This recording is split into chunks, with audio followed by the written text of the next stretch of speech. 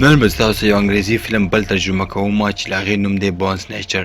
او دا په کال 2000 د یم کې راغلی دی. نو دغه فلم ما سره اخره پورې وګورئ ولې چې دغه فلم به تاسو ډېر زیات خوښ شي او ما سره یې تر اخره پورې وګورئ. دغه فلم شروع کیږي د افریقي یو ریګستان نه چاته چې یو ریسرچ ټیم راغلی وي او هغې ته دغه معلومات وي چې په دغه ریګستان کې په ځمکه کې لاندې یوه خزانه پټه ده. دراصل دغه خلکه یو پریویټ کمپنۍ لپاره کار کوي او د دې کار وي چې په ریګستان کې پټې خزانې را پیدا کړي. دا درې ملګري یو ځای ته راشي کوم ځای کې چې د هغې په شکل کې یوه غټه خښته پرته وي خو دغه یو کس په لاس کې تبرګی وي او هغه دغه کمره ووهي او هغه مات کړي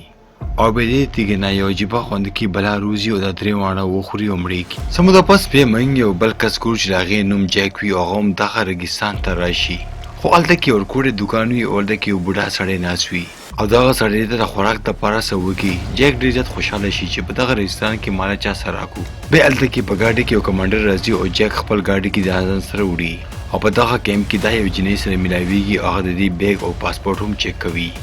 دغه جنۍ د چارلي په بیګ کې سامان لټوي او په هغې کې دا یو مشین هم ګوري چې د هغې نوم چارلي وي. دغه مشین په ځمکه کې لاندې 2000 فیټه لاندې هم اوبه کتی شي. دغه دوران کې هلته کې یو سړی راځي چې هغې سره یو مار وي چې هغه مړ وي او د جیک انټري کولو لپاره میکي هلته کې یو ډایري ګوري کوم چې جون په خپل ځان سره کیدي او په دغه خبره باندې هلته کې دوه فوجیان په خپلو کې په جګړه شي او دا بل سړی بېهوشه کي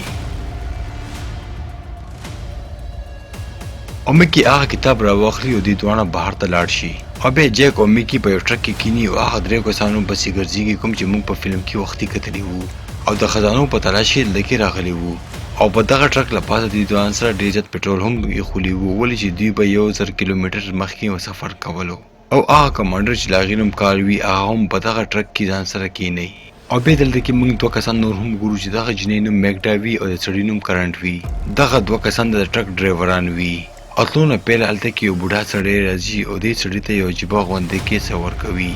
کومه چې د لرګي کوپړی وي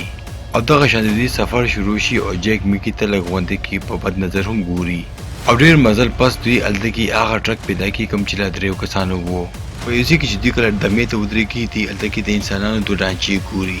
او یو ډانچې سره خوا کې چاقو هم پروت وي او دې ته پته ولګي چې دا پال وو او دوی ډېر زیات حیران دلته کې شي چې کله دغه کسان دوی وګوري نو دوی دا فکر کوي چې دوی خو 15 غنټې پهله مړه شوي دي او د دې جسمونه څنګه دومره زر وچ شو.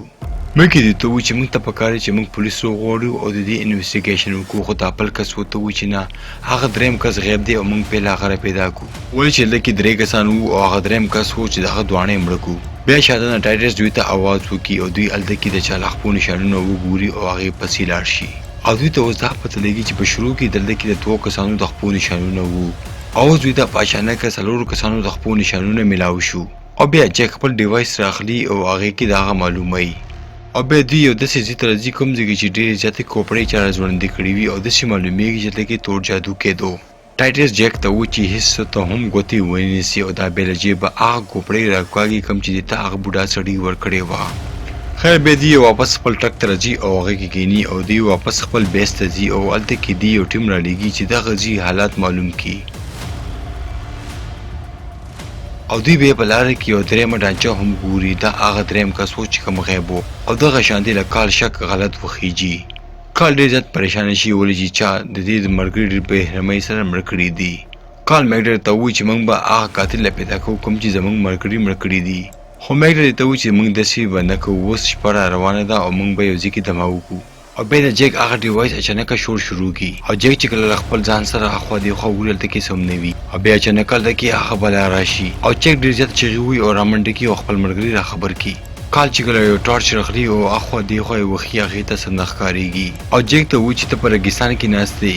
تا ضرور څه ځناور وکتو او دا ریګستان دی خو میکي اچانکه دوی ته وایي چې زموږ له ملګرو هغه ټانچې هم غیبې شوې او دا به ضرور جیک کړي وي خو جیک ډېر زیات غوسه شي او ورته وایي چې زه څنګه داسې کولی شم او دلته کې ضرور څه شی دی چې ما اوس وکتو. بیا ټایټس دوی ته یو بلا باره کې کیسه کوي او هغه یو داسې بلا ده چې هغه د ډایناسور په شانتې یو غټه وي او د هغې نه پهله په دغه دنیا کې راغلی وي او هغه چې کله شکار خوري نو هغه غوښه خوري او هډوکي پرېږدي خو کال دې ځي او د وایي چې تاسو څه فضولي ګیا یې. جیک ته یو ځل بیا په هغه ډیوایس کې څه شی ښکارېږي چې دې خوا ته را روان وي او دوی بیا په ټرک کې کښېني او هغې پسې ورروانېږي.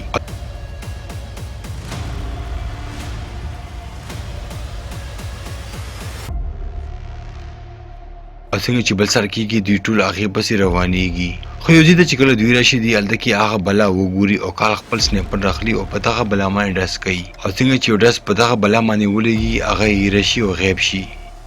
منډه کې او هغه ځای ته راشي نو هلته کې هېڅ هم نه وي او په دغه عمل باندې ټول ډېر زیات ویریږي او دوی یو ځل بیا هلته کې د ملګرو اډوکې را پیدا کړي او دوی په خپل ټرک کې کېږدي او دوی ټول بې دغه فیصله کوي چې موږ ته پکار دی نه لاړ شو او څنګه چې په ټرک کې کېني هغه سټارټوي هلته کې په دې باندې اور ولګي په دغه ټول تېره ټوپ کوي خو دې ډریور ورته وایي چې دغه ټرک اوس دومره زر نه سمېږي او موږ ته په ډېرې زیاتې ورځې په دې کې لګېږي دوی نه اوس لاره ورکه شوې وي او د دې ریډیو هم کار نه کوي او دغه ټول ملګري فیصله کوي چې موږ به دلته کې ایسار شو او هلته کې یو طیاره هم په هوا کې روانه وي خو دوی ونه ګوري او دوی ورته اشارې کوي میډ خپلو ملګرو ته وایي چې تاسو پریشانه کېږئ موږ سره ډېرې زیاتې اوبه او خوراک شته او دغه شانې په دې باندې دلته کې ډېرې زیاتې شپې تېرې شي خو یوه شپه کله چې دوی په خپلو خیمې کې ویده کېږي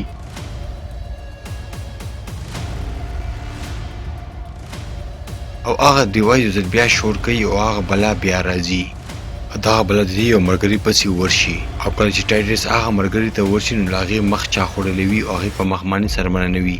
دا بیا په زوره چغې وهي او هغه نور ملګري راخبروي خو د دې راتلو نه پیله چې هغه بلا ځان یې ایره کړې وي او هغه په ټایټس باندې هم حمله وکړي او له هغې لاس ونیسي خو کارلس په دې باندې په خپل مشین باندې ډزې کوي او دوی بیا خپل ملګري خپل ګاډي ته راولي دغه ډزې په بلا باندې هېڅ هم اثر نه کوي او دوی پسې مخې حرکت کوي کال بیا هلته کې په ځمکه باندې ډېر زیات پټرول واچوي میټر یې ته وایي چې اور ونه لګي او په دې کې به ته هم وسوځېږي خو کال د دې خبره بالکل هم نه اوري او جیک دې ته وایي چې اور مه لګوه دغه بلا واپس تښتېږي او کال بیا پټرولو ګیلن راخلي او د دغه ټرک خواته یې لړ کوي په کومه چې دغه بلا شاته ځي کال بیا ګوري چې دغه بلا د دې د ملګري په هیره کې ځان وردننه کو او ځان یې جسم جوړ کو او کال په دې باندې یو بل ډز کوي په کوم منځ دا یو ځل بیا لړه کېږي او ایره کېږي او دلته کې کال او جیک په منځ کې جنګ کېږي ولې چې کال دې ته ویل چې ډز مه کوه میکې دوی ته وایي چې داسې مه کوئ په خپلو کې جنګ مه کوئ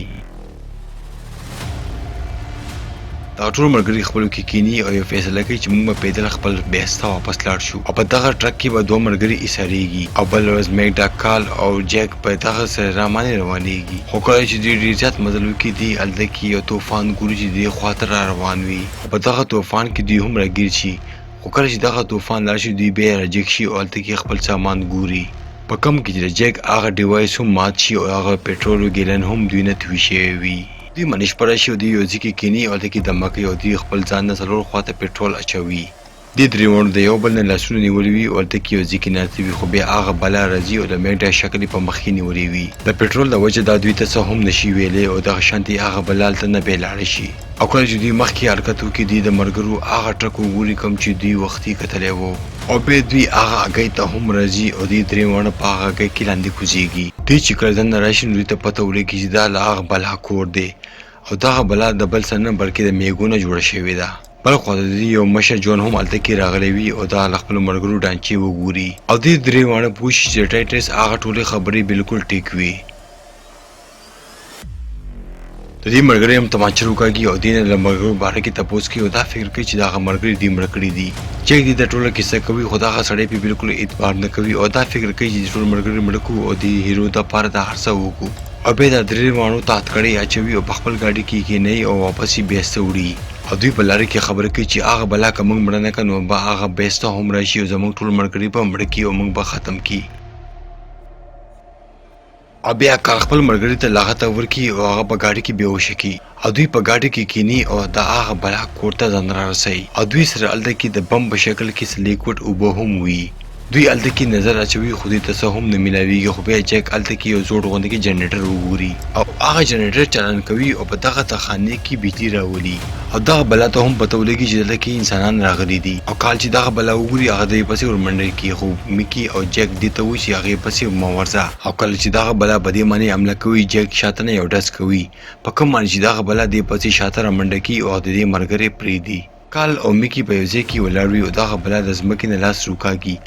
او دغه سړی لاندې ځمکې ته راکاږي دې دواړه د کال لاس یې نیولی وي خو هغه دې نه خپل لاس پرېږدي او په جیب کې هغه اوبه روکاږي او لاندې په سورنګ کې یو غټه دماکه وکړي او دغه بلا هم ځان سره مړه کړي